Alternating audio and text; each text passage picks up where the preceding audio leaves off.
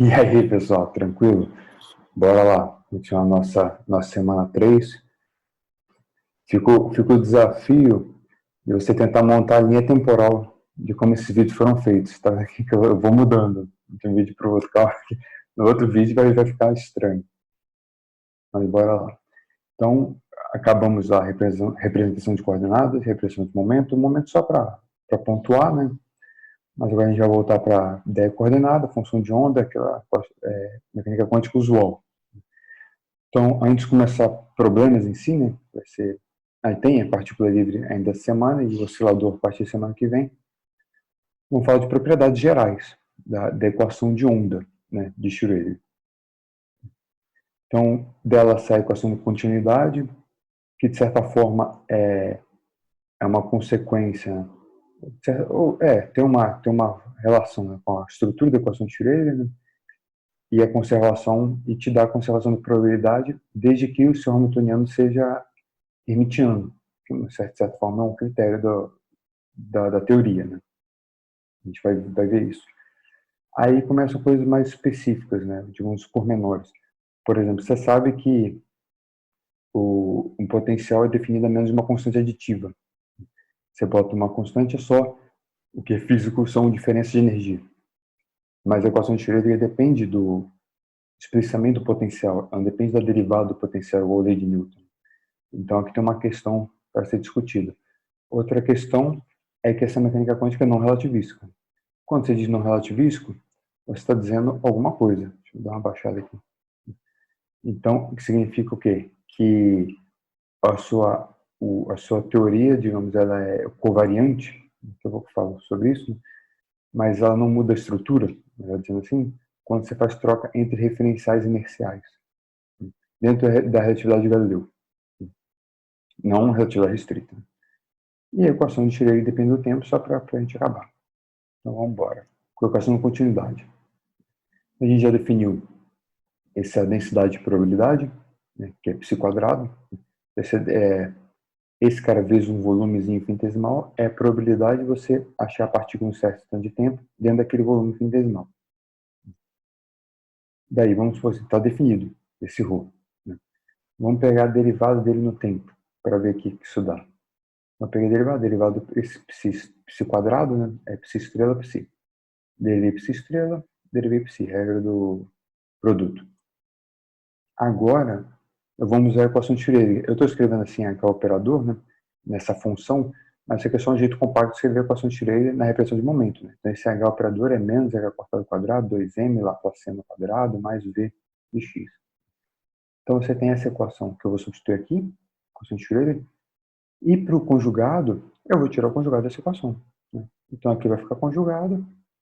Repare que o hamiltoniano, ele é hermitiano, né? Aqui quer dizer que é real. Então, porque ele só tem derivada e tem um v. O v é uma função real. Então, aqui não muda nada, aqui vai ficar estrela, e aqui tem um i que vai ficar com menos.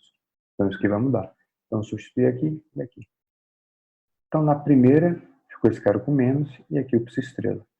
Na segunda, aqui ficou o cara com, do jeito que está aqui, né? Com mais h cortado e o h. Daqui para cá, eu só substituir. Então, repetiu aqui menos h cortado, aqui que é o h. Menos h cortado ao quadrado, 2m, ppp. Aqui a mesma coisa, menos h cortado, 2m, ppp. Se você olhar, os v's se cancelam nessa brincadeira. Porque aqui você tem π estrela psi, melhor assim, π estrela psi, isso. E aqui π estrela psi. Os dois multiplicando v. Aqui tem sinal de mais 1 sobre h cortado, aqui tem sinal de menos 1 sobre h cortado, então isso cancela. Então fica esse cara daqui, esse com esse é mais, esse com esse menos, mas ele não se cancela porque aqui você está derivando π estrela, Laplaciano π estrela, vezes π, aqui é o Laplaciano de π vezes π estrela. Então só ajeitando esses dois, tirei um i h cortado mais i, repara que o i subiu. Tá vendo? Então estou tirando esse termo daqui.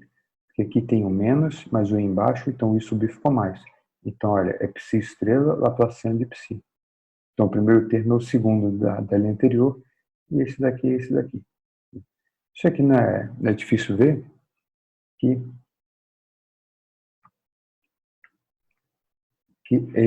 essa combinação é uma derivada total, né, ou um divergente. Você pode tirar um nabla em evidência, e ficou esse cara só, essa constante só repetiu aqui, e ficou, eu botei um menos aqui fora e um menos aqui dentro. Daqui a pouco eu vou explicar por quê. Mas olha como dá certo. Se você bota a derivada para dentro, vai ficar o laplaciano de psi estrela, vai ficar o laplaciano de psi vezes psi estrela. O laplaciano de psi, psi estrela. Menos, se derivar o segundo aqui, ó, psi, laplaciano de psi estrela. Certinho. Só que você tem dois termos a mais. Porque quando você derivar aqui o psi estrela, então vai ficar gradiente de psi estrela vezes gradiente de psi. E aqui, quando você derivar, mas aqui vai ficar então gradiente de psi estrela. Como é menos, aqui tem um menos, vamos cancelar. Então é uma igualdade.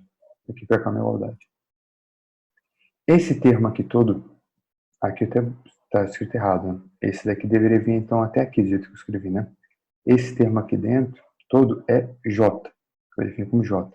Então, todo esse pedaço aqui é o divergente de J. Na verdade, quer dizer, esse retângulo tinha que vir até, se eu escrever divergente embaixo, né? Escrever até aqui. Acho que eu queria escrever só o J. Esse cara aqui dentro é só J. Eu chamo de densidade corrente de probabilidade. Né? Então, mas lembrando que tudo isso é derivado de ρ. Então, o que você tem? Como ele tinha um sinal de menos que foi definido, joguei para o lado de cá, sinal de mais. Isso se chama de equação da continuidade. Aqui eu escrevi certo.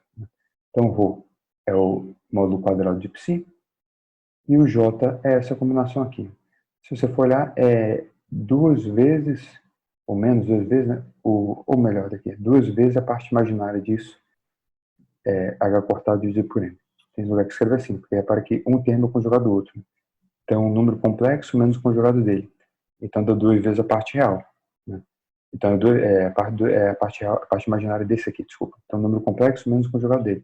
Então, dá 2i a parte imaginária. Então, com esse menos i cancela, dividir por 2 aqui, corta. Na verdade, será cortado m, a parte imaginária disso aqui. Eu não gosto de escrever assim, mas eu posso escrever assim, por extenso, vamos dizer.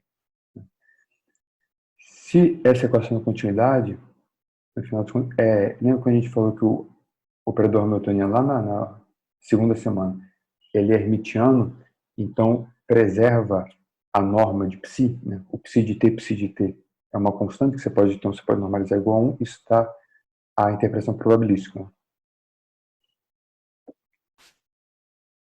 Aqui a gente reproduz esse cara em termos de função de onda. Aí, como você vê isso? Né? É essa equação daqui. É para que ela saia da equação de Schrödinger. Então, ela tem uma intimidade com a equação de Schrödinger. Então, isso aqui é consequência da equação de Schrödinger. Então, você tem esse cara, eu integrei os dois lados com relação a digamos, um volume. Vamos deixar um volume qualquer, depois eu pego o espaço todo. Então, eu tiro essa derivada, integro aqui no volume, menos aqui, joguei para cá de novo, ficou menos, né? Integro esse cara no volume, e como aqui é o divergente no volume, uso Gauss. Então, virou o fluxo na borda do volume. Essa é a equação, digamos, a continuidade em uma forma integral, ou seja, tipo, em física 3.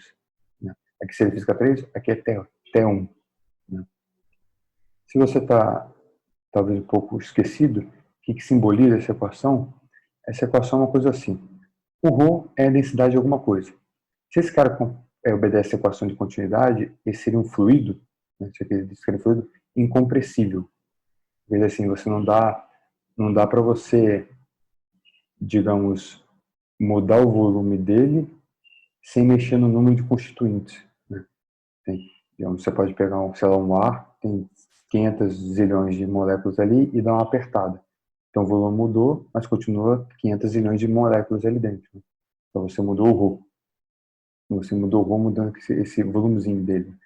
Aqui, isso aqui não dá para, a ideia é que não dá para fazer, né? Para você apertar, ele tem que escapar para algum lugar. Então, o que quer dizer, no final das contas, isso daqui. Para o número de, vamos supor, isso aqui pode pensar, não precisa pensar em mecânica quântica, né? Essa equação parece igual, digamos, eletromagnetismo. É mais fácil pensar em carga. Né? Então, isso aqui seria densidade de carga, isso aqui é densidade de corrente. Então, ele está falando assim, para o número de, esse aqui é a integral da densidade no volume, então é o número de cargas que tem dentro do volume. Daqui seria o número de cargas dentro desse círculo. Então, para o número de cargas dentro do círculo mudar no tempo, essa derivada mudar no tempo, então você tem que ter um fluxo de cargas na borda. Né? Então, no final, eu estou falando assim, para a carga, se no instante de tempo a carga está aqui, depois de um certo tempo a carga está aqui fora, né? Então mudou o número de cargas aqui dentro, então a carga teve que passar pela borda. Então a equação de continuidade é só isso. Ela está dizendo que para você sair do quarto, você tem que passar pela porta.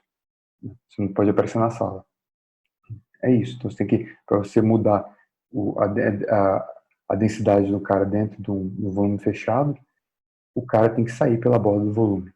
É isso que está dizendo. Isso aqui é quanto está mudando dentro do cara no tempo, e aqui é quanto está entrando ou saindo na borda do volume. O sinal de menos é porque se o fluxo for para fora, está diminuindo o número dentro. Então, e se o fluxo for para dentro, então o fluxo negativo, então está aumentando o número aqui dentro. Só que o nosso ρ e j não é, isso aqui não é densidade de carga e densidade não é densidade de carga e densidade de corrente. Isso aqui é densidade de probabilidade. Então, ρ é densidade de probabilidade, isso aqui é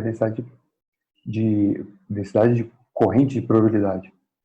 Então, você está falando qual é a probabilidade do cara, está dizendo assim, a probabilidade da partícula que está aqui dentro, no certo tanto de tempo, ela, digamos, mudar. Então, digamos, agora a probabilidade é grande de estar aqui dentro do quarto.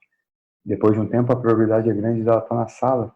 Então, não tem essa densidade de probabilidade, ela não some aqui e aparece lá. Às vezes, mecânica quando você tem essa ideia, tudo bem, o cara que você mediu, ó, ele estava aqui, ele está no som de tá e tal, mas como acontece esse fluxo de densidade de probabilidade, ele é contínuo.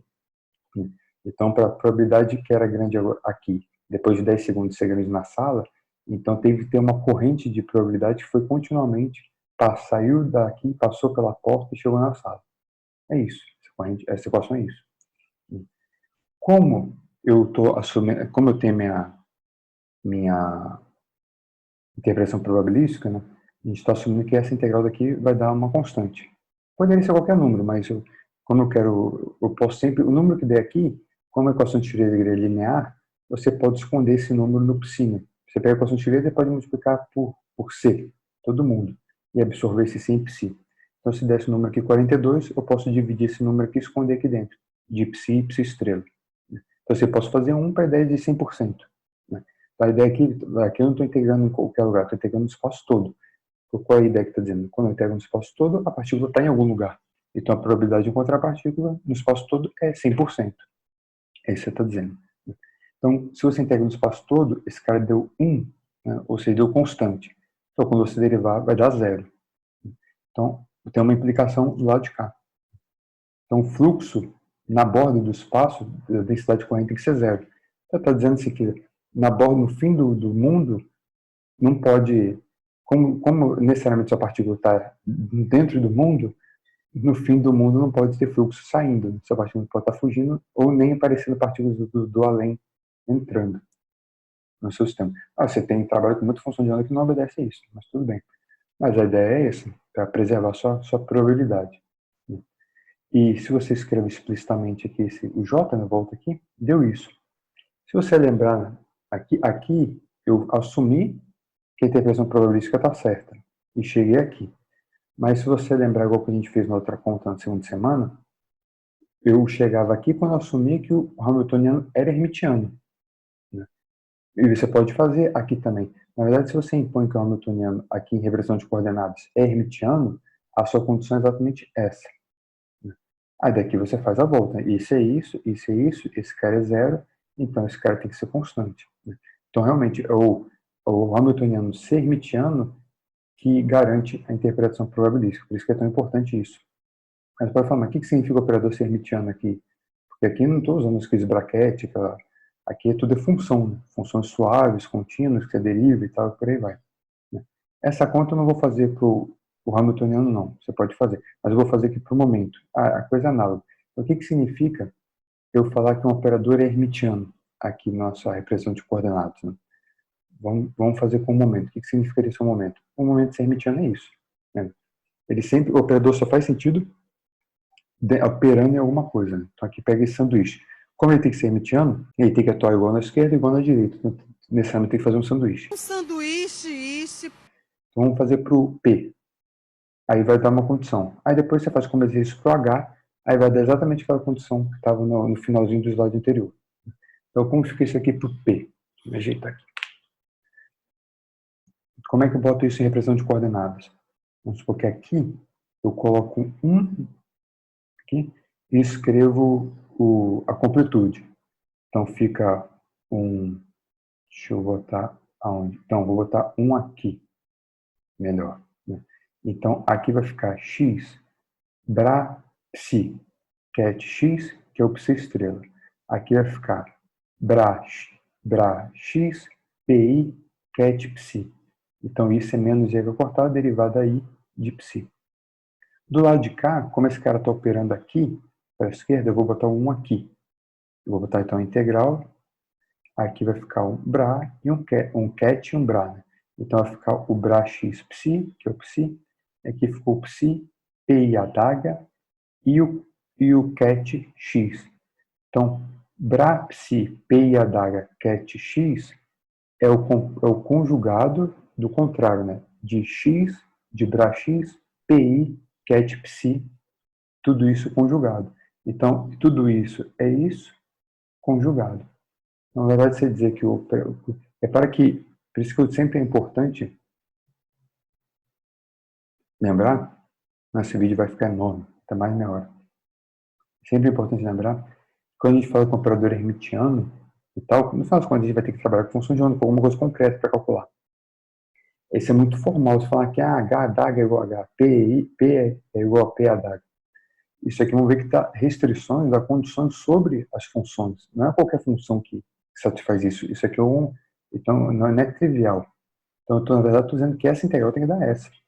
Repara que não são iguais. Porque aqui é o conjugado disso aqui tudo. Quando você tirar, então aqui vai ficar o estrela e aqui vai ficar com o sinal de mais. E aqui tem o sinal de menos e aqui deriva o psi. Isso tem que ser igual. Então, aqui um manipular o lado direito. Vamos integrar por partes. Só que eu esqueci. Esse cara eu botei agora na última hora. Ficou legal, parece até aula de verdade. Então, esse cara daqui eu integrei por partes, né? Então, eu tirei a derivada dos dois. Eu tenho aqui tem o estrela, então aqui é mais, i é cortado. Tirei a derivada, então ficou a derivada i, psi estrela, psi.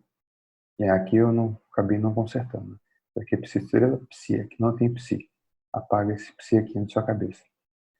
E, porque eu quero comparar isso com esse, né? Por isso que eu estou integrando por partes. Porque o outro termo vai vir com o sinal de menos, i é cortado, e agora a derivada passou do psi estrela para o psi. Então, se você for esse termo, é esse cara aqui. Então, eles cancelam. Então, essa igualdade ser verdade significa que essa integral aqui tem que ser verdade. Então, consequentemente, e aqui eu não consertei, né? Então, é psi estrela psi, né? Derivado em i, integrado tem que ser zero. Então, na verdade, aqui, se você for olhar, esse i, vamos supor que é y. Então, aqui é dx, dy, dz. Então, a integral você vai fazer em y, vai ficar esse cara y no infinito, para qualquer x e z, esse módulo de psi quadrado, né? Menos o psi para qualquer x, qualquer z, no menos infinito. Você vai fazer isso para x, isso tem que valer para x, para y e para z. No final das contas, é o cara, o psi quadrado ser zero na borda do espaço. Para x infinito, para y infinito, para z infinito, ou pelo menos um igual ao outro. Em x mais infinito tem que ser igual ao menos infinito, porque esse cara vai dar de um lado do outro. Então, isso tudo na fronteira do seu espaço. Essa é que sempre te dá a condição de contorno, né, do seu problema. Você faz a mesma coisa para o H aqui, faz a continha e faz também a integração por parte, para um lado ficar igual ao outro, aí vai dar aquela condição que estava lá. Isso foi como exercício para você. Então, acabamos já esse pedaço. Primeiro ponto, tem quase 20 minutos já. Agora a questão do potencial ser definido, e acabou meu café. Ser definido a menos de uma constante. Você é acostumado, né? Isso é verdade, né? Você aprende, exceto em relatividade geral, né? A gente aprende que o seu potencial é sempre definido a menos de uma constante aditiva.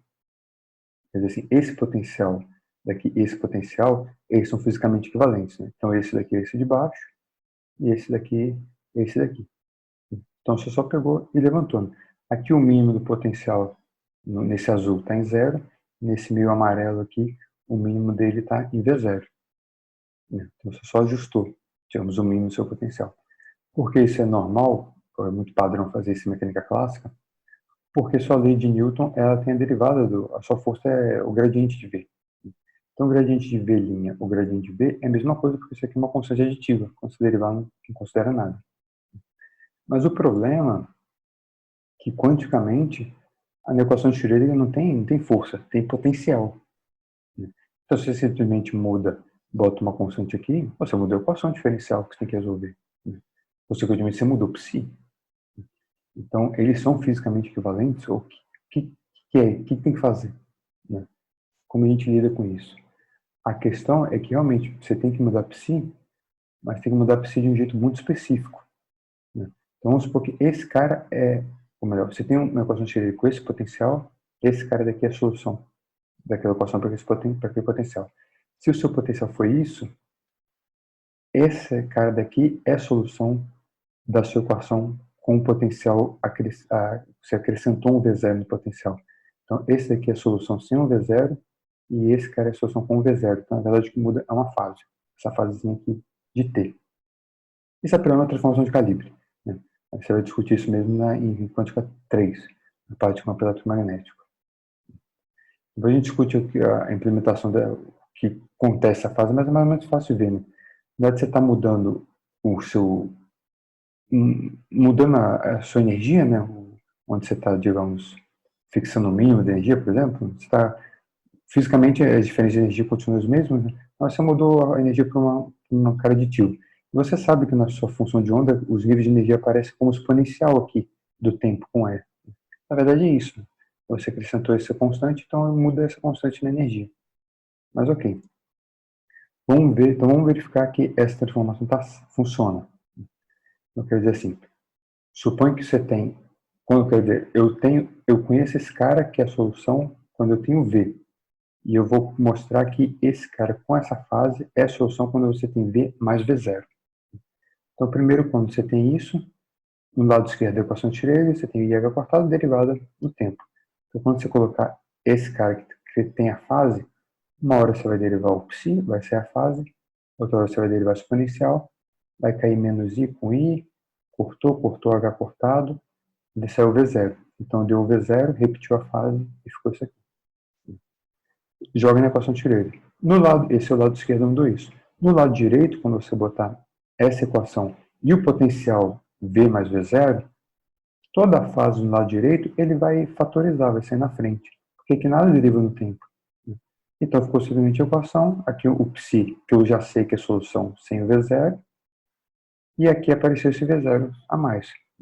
Mas no lado esquerdo também, esse V0 a mais. As fases cancelam, que é para os dois lados, e esse aqui se cancela. Então, deu a equação sem o V0. Então, se esse cara é a solução da equação de Schrödinger sem V0, esse cara, vezes essa fase, é a solução da equação de Schrödinger com o potencial com mais V0. Essa aqui é a forma como você ajusta essa redefinição de energia. Então, cancelou, recuperou a equação original. Significado? Sim, porque você mudou essa referência de energia, exatamente. Você pode ver, por exemplo, acabou meu café, mas não acabou minha água.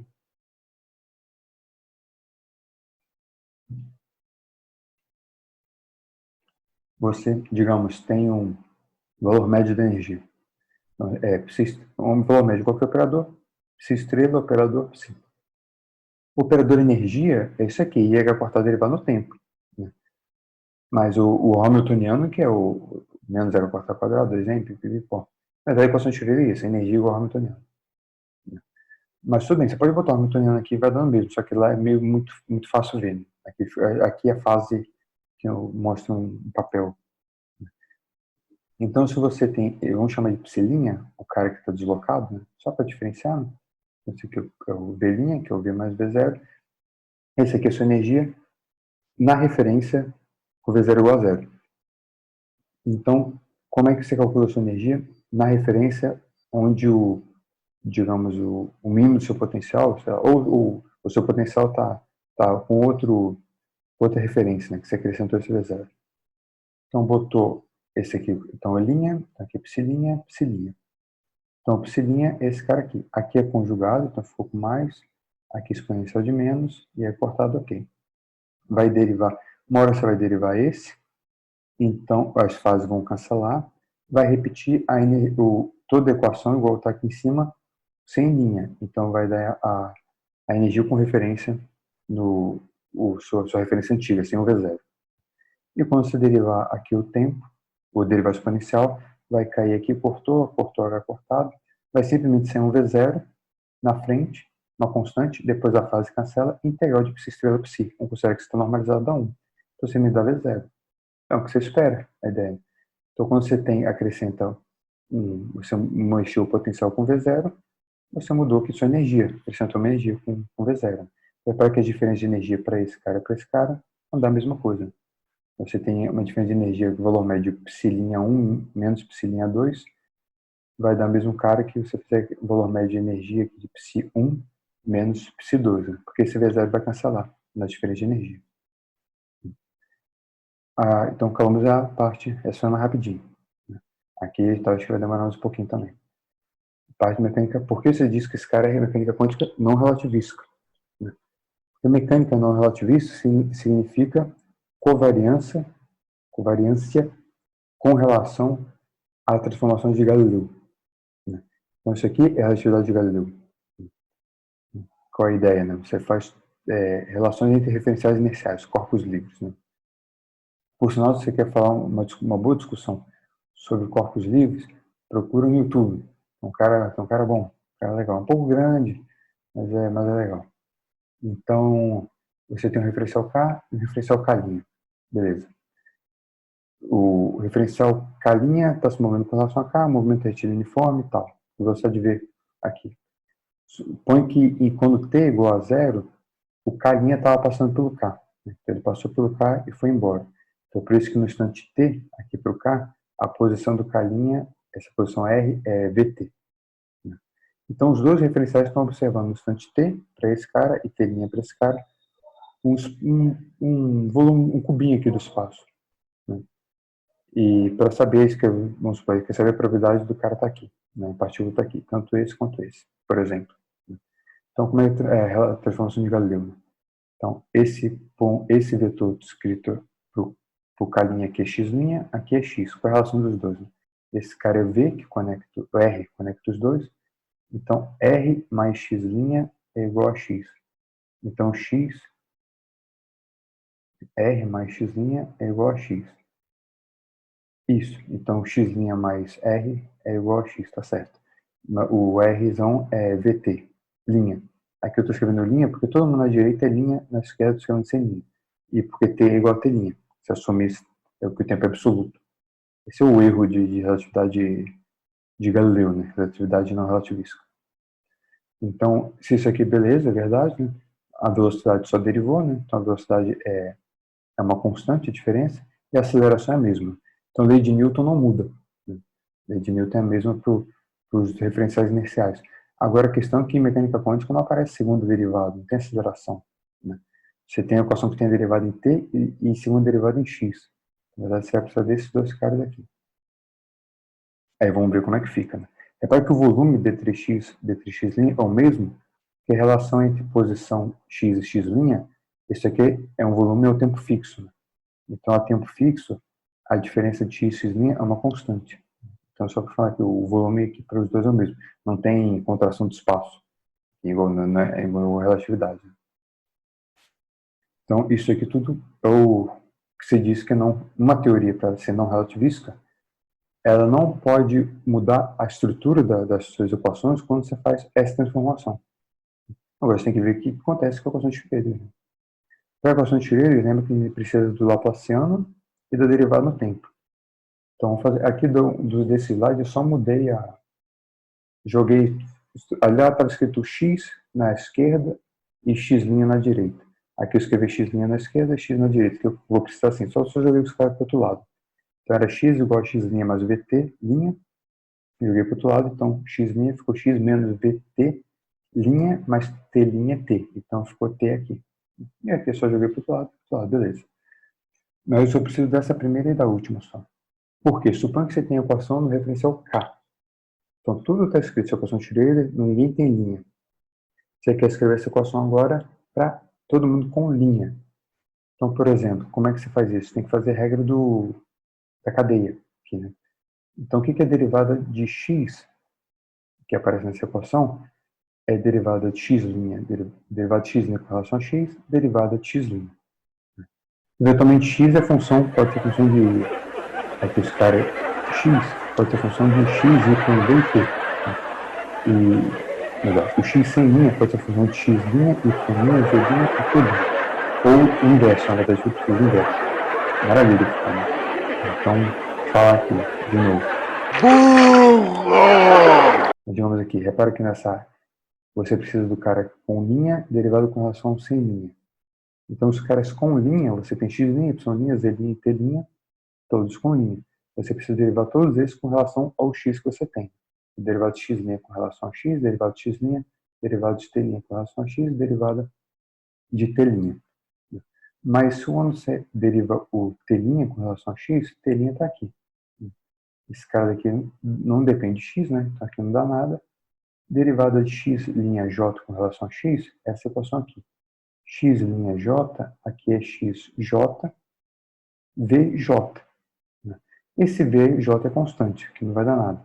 Então, derivado, quando você deriva o x' j com relação a x, digamos i, só não vai dar zero se aqui o i for o j. Então, assim, a derivada de y com relação a y, ele vai dar 1, porque aqui é y. Então, fica a derivada de y com relação a y. Agora, quando a derivada de y com relação a z, aí vai dar zero, porque esse cara aqui é y. Então, vai ser a derivada de y com relação a z. Então, aqui só não vai dar zero se o xj' for o xi. Então, aqui é um delta ij. Então, aqui vai ficar o x', derivado de x' i. Essa equação não mudou nada. Agora, o engraçado é que a derivada do tempo, que é para ela mais fácil, essa aqui é mais complicada. Porque você tem que escrever todos os outros, os linhas, com relação a ver se eles têm dependência em t. Então, derivado de t' com relação a t, derivado de t'. Derivado de xj' com relação a t, derivado de xj'. Derivado de t' com relação a t é aqui. Então, esse cara é 1. Então, esse aqui é derivado de t', beleza. Mas olha que o x', j' aqui, quando você volta aqui, ele depende do t. Então, essa derivada não é zero. Então, quando você deriva o xj' com relação a t, aqui vai ficar o vj. Então, esse cara ficou vj derivada de x', j. Então, aqui tem uma soma, né? Então, o vetor j, o nabla, linha. Então, essa é a informação do tempo. Esse aqui caga a sua equação de Schreier. A sua equação de Schreier, então, mudou. Né?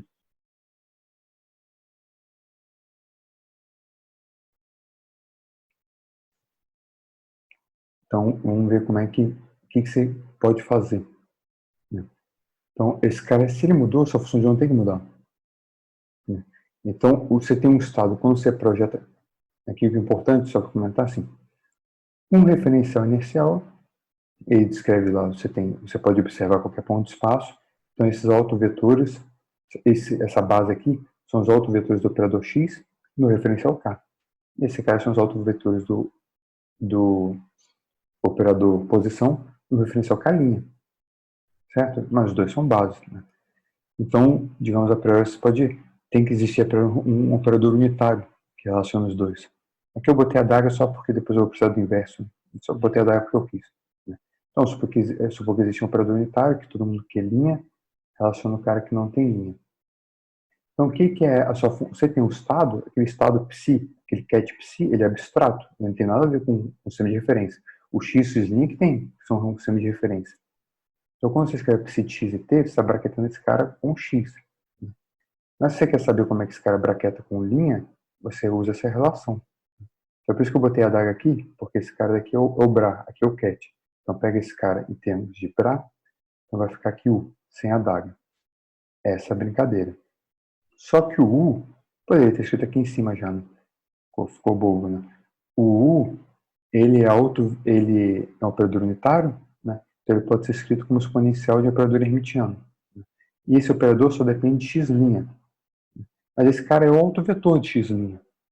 Então quando ele atua aqui, eu poderia ter atuado aqui já.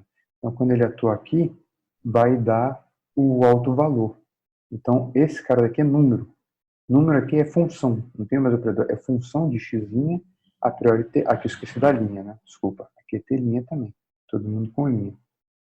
A priori pode depender de linha, mesmo aqui que eu não dependo do linha, porque para eu não sei o que é. Vamos ver que depende. Então, isso é uma função de x', t', e o v, que é o parâmetro contínuo, isso aqui é uma transformação contínua. Faz grupo e tudo assim. Mas é o parâmetro contínuo que muda. Faço 0, esse cara tem que dar 1. Eles são iguais. Né? Então, mexo um pouquinho, ele anda, e o cara sai andando. Então, quer dizer assim, que no máximo, pode aumentar assim, né? Tá confuso? Fala assim, para os dois referenciais iniciais, né, daquele volume é o mesmo, a partícula está ali ou não pode depender do seu referencial inicial. Então, essa densidade de probabilidade de psi num referencial inicial e psi no outro referencial inicial tem que ser igual. Então, esse módulo quadrado tem que ser igual a esse módulo quadrado. Então, o máximo que você pode diferir é uma fase. Pode pensar assim, é um argumento tão bom quanto. Não tem nada de errado nesse argumento, não. Então, quer dizer assim, no final dos contos, para argumentar que a diferença deles tem que ser uma fase. A fase qual é? Não sei. Como é que você vai descobrir?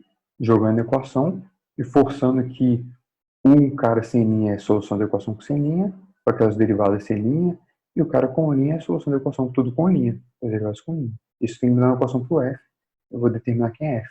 E f é único, então o negócio funciona. Então, quer dizer assim, suponha que você tem a equação no referencial k. Você já conhece a equação de Schroeder lá, conhece o psi, beleza. A afirmação, então, é que no outro referencial... NANI?! Meu Deus, pessoas, só um momentinho, porque o vídeo está tão longo que deu um pau aqui, mas ainda bem que eu não perdi a gravação. Vamos voltar aqui. Então, a brincadeira a gente estava... Você... Tive que começar outro vídeo, gravar de novo. Mas tudo salvou, tudo que eu gravei salvou. Então, você tem o cara com linha com relação ao cara sem linha. Vamos tentar escrever, você tem a equação de Schroeder para o cara todo sem linha, vamos escrever todo mundo com linha. Então, esse aqui é o Laplaciano de psi. Laplaciano, o nada não muda, então aqui é só botar o linha. E o psi, essa exponencial aqui de função de x entre linha, psi'. Aí aqui é só abrir, essa parte é um pouco chatinha, mas você deriva uma vez a fase, depois o psi, depois deriva de novo. Aí sempre a exponencial vai repetir, né? Saiu na frente, ficou esse cara. O que é importante aqui, repara que você tem o termo ok, o nada quadrado, o Laplaciano, né, com linha, então esse cara vai montar a equação de Schroeder para o cara com linha. E o resto, tem um pedaço que multiplica, que faz o produto escalar, né, com o gradiente de psi', e tem o termo que é o psi' multiplicando alguma coisa. Isso aqui nessa pedaço. O termo um pouco mais simples é para derivar no tempo. A derivada no tempo é só botar aqui no lugar do psi exponencial psi', só que a derivada no tempo não é simplesmente derivada sem linha, é derivada com linha menos v nada linha. Então, todos esses dois termos aqui é a derivada de t. E aqui é o psi e o psi, estou escrevendo em termos de linha. Então, deriva aqui uma vez, vai ficar derivado do psi' no tempo. Você vai derivar aqui, vai cair o i e f, então vai ficar o i derivado em f aqui, e repete psi'. Mesma coisa aqui, uma vez você vai derivar o IF, vai repetir a fase, derivou aqui, derivou o F. Para que tem um sinal de menos, sai um I, e outra hora você vai derivar o psi. Então ficou aqui menos V, derivada do psi'. O que está errado aqui? Aqui faltou um linha, né? Todo mundo aqui tem linha. Aqui eu escrevi, aqui eu não escrevi. Esqueci. Lembra de botar quando você for fazer a conta. Eu, obviamente, faz de propósito, para ver se você está copiando só aqui ou se está realmente fazendo as coisas. Então, quando você jogar de volta, repare que sempre tem dois tipos de termos, né? Um termo todo vai ficar derivado de t' psi', vai ter o Laplaciano de linha de psi', o potencial, beleza? O potencial mesmo, nos dois referenciais, só está escrito um termo de x, outro com x'. Então, isso tudo vai dar a equação de Schroeder com linha. Então, esse cara daqui, vamos assumir que aquela psi com linha é a solução da equação de Schroeder, todo mundo com linha. Então, esse cara resolveu. Então, todo o resto que sobrou, ele vai envolver o f, né, derivado de f, coisa com f, multiplicando ou o gradiente de psi', ou multiplicando o psi'. Então, como esses caras são independentes, né, você vai ter duas equações. Uma para o psi', outra para o gradiente de psi'. Esse ponto aqui está errado também. Esse ponto é aqui. Esse cara é um vetor, nada. Esse aqui é o gradiente, né, então aqui não tem, isso não é Laplaciano, isso não é divergente, desculpa. Esse é gradiente, aqui não tem ponto nenhum. Esse produto escalar disso com isso.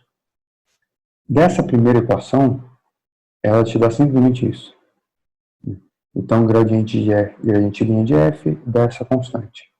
Repare que aqui é importante, como V é constante, né? Se você deriva os dois lados da equação, então Laplaciano linha de F é zero. F é função de x, é função tudo com linha. Então, o Laplaciano de F é zero. Por que esse cara que eu estou botando separado? Porque na equação de baixo, ele te dá isso, mais um termo, que é uma constante, vezes o Laplaciano de F. Só que da equação de cima, você já sabe que o Laplaciano é zero. Então, esse cara é zero, ficou só isso. Então, a equação de cima tem o que é a derivada de F com relação a x, y, z, né? E embaixo com relação a t. Então, daqui a gente tira F. Por exemplo, da equação de cima, você vai integrar os dois lados. Então, F é uma função de x' e t', vai ficar mh cortado de aqui dividindo, produto escalar de v com x', né? Porque quando você tirar o gradiente vai ficar só o v, mais uma função arbitrária do tempo, porque aqui não tem informação do tempo. Aí você pega, então f vai ser esse cara vezes x', mais uma g de t. Agora você deriva os dois lados, deriva com relação a t, então aqui não depende do tempo. Então a derivada de f com relação a t vai ser essa derivada de g com relação a t. Né? G é só função de t. Então aqui vai ficar a derivada de g com relação a t', né? Vai dar essa constante. Então o g é essa constante vezes t, linha. A gente já sabe, já resolveu tudo. Então f total vai ser isso aqui vezes x, mais isso aqui vezes x', mais isso aqui vezes t'. Acabou. Então tá aqui. Esse cara vezes x', botei o H cortado aqui fora, mais esse cara daqui vezes t'. Essa é a fase. Então, para essa fase específica, se esse cara é solução da equação de Schrödinger por referencial K, esse cara é solução da equação de Schrödinger por referencial K'. Você achou? Então, essa mecânica quântica ela é relativística. Então, o que significa esse cara? Quando você diz que uma equação, digamos, ela é relativística, não é que suas equações são invariantes, elas são covariantes. Invariante é, digamos, um escalar, é que nada muda. Né? Covariante é isso daqui. Né? Significa que você tem um cara, digamos, numa base, num referencial, alguma coisa assim, você faz uma troca e esse, não é que o psi é igual ao psi', né? Mas esses caras mudam de algum jeito, no caso aqui para essa fase, de forma que a equação que eles obedecem mantém a mesma estrutura. Então você tem aquela mesma equação com linha, mesma equação com sem linha. Mas o que relaciona, não é simplesmente pegar todo mundo sem linha e botar linha. Né? Os caras com linha se transformam de um jeito não trivial, tanto os derivados como as funções, de forma que o cara sem linha obedece uma equação e o cara com linha obedece a mesma equação, que é a mesma equação no sentido mesma estrutura, mas todo mundo com linha. Então a relação é essa aqui.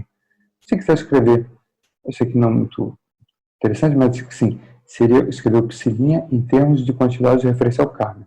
Então aqui no lugar de x' você faz a troca de Galileu, t' aqui. Na verdade é porque aqui aparece um outro termo de t', aí é só ajeitar que muda o sinal, né? E o que é x'? É x menos vt.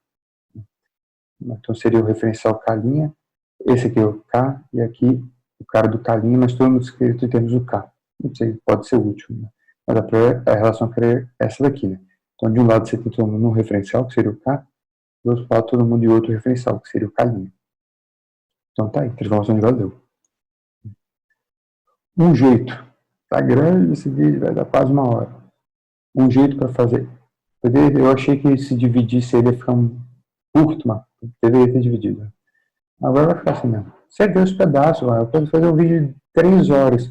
É só você ver 20 minutos, toda hora muda o tópico, pausa, vê outro dia. Palhaçada, caramba. Bora. Então, o macete para você não. Aquela conta não é trivial, né? Mas fala assim, não lembro como é que é. Faz simplesmente para partícula livre, que o resultado é geral. Então você tem a transformação de Galileu, beleza? X por linha, P por linha, e energia de partícula livre. Então só tem um cinético. No lugar aqui do V, é V' mais V. O V grande, que é um movendo com relação ao outro. A velocidade do referencial K' com relação ao K. Eleva o cara ao quadrado, beleza. Vai te dar esse V' ao quadrado, o V pequeno, né? Te dá energia, o termo cruzado e o Vzão ao quadrado. Então, vamos supor que sua partícula é livre, ela está no referencial K, você pode ter uma onda plana. Né? Então, você tem uma partícula livre, a energia é momento P. Aí, no lugar aqui, você bota todo mundo com linha. Então, bota, esse cara é P, Então, escrito com linha, esse cara é x, escrito com linha, esse cara é o E, escrito com linha, esse cara é o T, que é T'. É só abrir, multiplica, multiplica, multiplica, ajeita aqui, né? Usa aqui P' MV, né? Vai dar exatamente esse, cara. Você pode ver, por exemplo, que o termo de quem vai cortar, esse cara fica, esse com esse dá esse com esse aqui, ó, não tem P com T. Então é P' VT com sinal de mais. Aqui esse cara é P' VT com sinal de menos. Esse cancela.